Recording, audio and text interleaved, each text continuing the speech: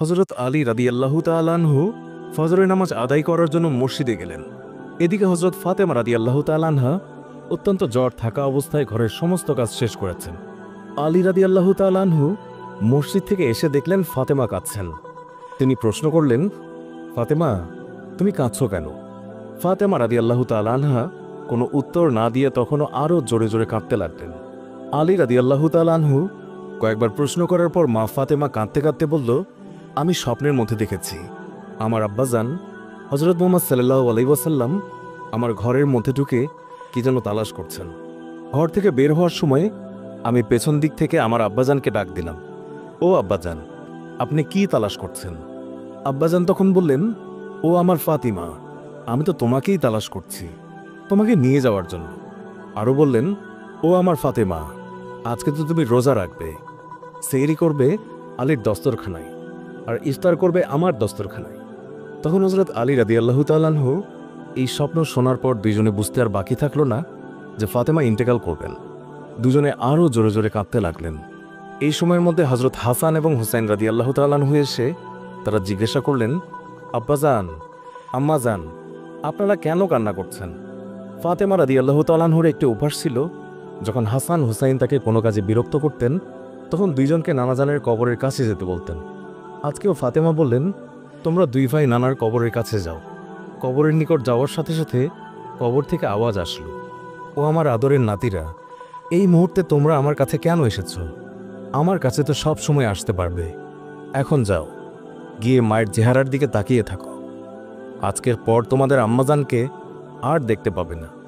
এই কথা শোনার পর দুই ভাই কাঁদছেন এবং দৌড়াতে দৌড়াতে আম্মাজানের কাছে চলে গেল।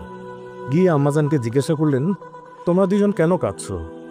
বুঝেছি, নানাজান আমাদেরকে বলে দিয়েছেন যে আজকের দিনটি তোমার জন্য শেষ দিন। নানাজান তোমার চেহারার দিকে তাকিয়ে থাকার জন্য আমাদেরকে বলেছেন।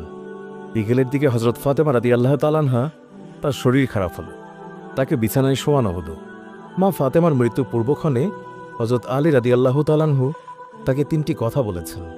ও আলী, আমার প্রথম কথা হচ্ছে, যেদিন থেকে আমি আপনার ঘরে এসেছি ওই দিন থেকে আজ পর্যন্ত আমি আপনাকে অনেক কষ্ট দিয়েছি। আপনি যদি আমাকে ক্ষমা না করেন তাহলে কি আমার কারণে আব্বাজান অনেক লজ্জিত হবেন। বলেন, আপনি আমাকে ক্ষমা করলেন কিনা? আলী রাদিয়াল্লাহু তাআলা আনহু তিনি তখন উত্তরে বললেন, ইয়া ফাতেমা, তুমি কি বলছো এগুলো?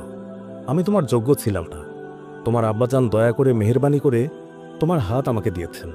বিয়ের দিন থেকে আজ পর্যন্ত আমি আলী তোমাকে ঠিকমতো দুবেলা খাবার খাওয়াতে পারিনি। ও ফাতিমা, তুমিই বলো, আমাকে ক্ষমা করেছো কিনা? তুমি যদি ক্ষমা না করো তাহলে আমাকেও কিয়ামতের দিন কঠিন শাস্তি ভোগ করতে হবে। ও আলী, আপনার সাথে আমার দ্বিতীয় কথা হলো, আমি মারা যাওয়ার পর আপনি বিয়ে করে নেবেন দুনিয়ার যে কোনো মহিলাকে আপনার পছন্দ মতো। আমি আপনাকে অনুমতি দিলাম, আর আমার বাচ্চা দুইটিকে সপ্তাহে একদিন আপনার কোলে নিয়ে ঘুমাবেন আপনার সাথে। আমার তৃতীয় কথা হলো, হাসান হুসাইন যখন বড় হবে তখন তাদের দুই ভাইকে আল্লাহর রাস্তায় সুপর্দ করে দেবেন এবং আমাকে রাতের বেলায় দাফন করবেন। হযরত আলী রাদিয়াল্লাহু তাআলা আনহু বললেন, তুমি নবীর মেয়ে, আমি সবখানে খবর দিয়ে তোমায় দাফন করব, এতে সমস্যা কি? হযরত ফাতেমা রাদিয়াল্লাহু তাআলা আনহা তিনি এর উত্তরে বললেন, আমার কাফনের উপর দিয়ে সবাই অনুমান করবে নবীর মেয়ে কতটুকু লম্বা ছিল, কতটুকু স্বাস্থ্যবান ছিল, এতে আমার পর্দা ভঙ্গ হবে। মা ফাতেমার মৃত্যুর পর তার লাশের খাটিয়া বহন করার মানুষ মাত্র ৩ জন ছিলেন, হযরত আলী রাদিয়াল্লাহু তাআলা আনহু এবং ছোট হাসান এবং হুসাইন রাদিয়াল্লাহু তাআলা আনহু। হযরত আলী ভাবছেন যে লাশের খাটিয়া বহন করার আরও একজনের প্রয়োজন হবে, তাহলে ৪ কোণায় ৪ জন কাঁধে নিতে পারবেন। এমন সময় হযরত আবু যর গিফারী রাদিয়াল্লাহু তাআলা আনহু তিনি হঠাৎ করেই উপস্থিত হলেন এবং খাটিয়ার কোণা বহন করলেন। হযরত আলী প্রশ্ন করলেন, হে আবু যর, আমি তো কাউকেই বলিনি, তাহলে আপনি জানলেন কিভাবে?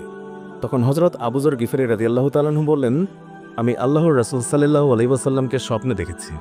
তিনি বললেন, হে আবু যর, আমার ফাতেমার লাশ বহন করার জন্য লোকের অভাব, তুমি তাড়াতাড়ি চলে যাও।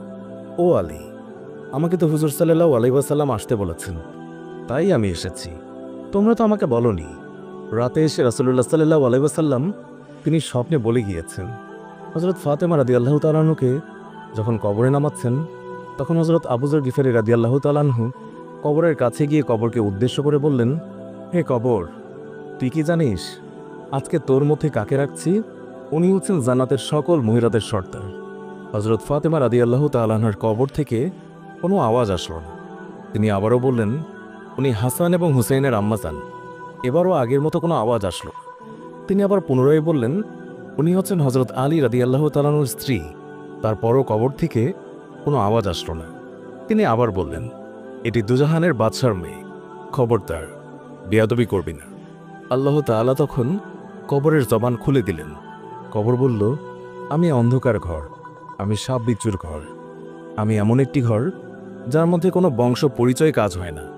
আমি দুজাহানের বাদশার মেয়েকে চিনি না, আমি হযরত আলীর স্ত্রীকে চিনি না, হাসান হুসাইনের আম্মাকেও চিনি না, আমি জান্নাতের মহিলাদের সর্দারনিকেও চিনি না।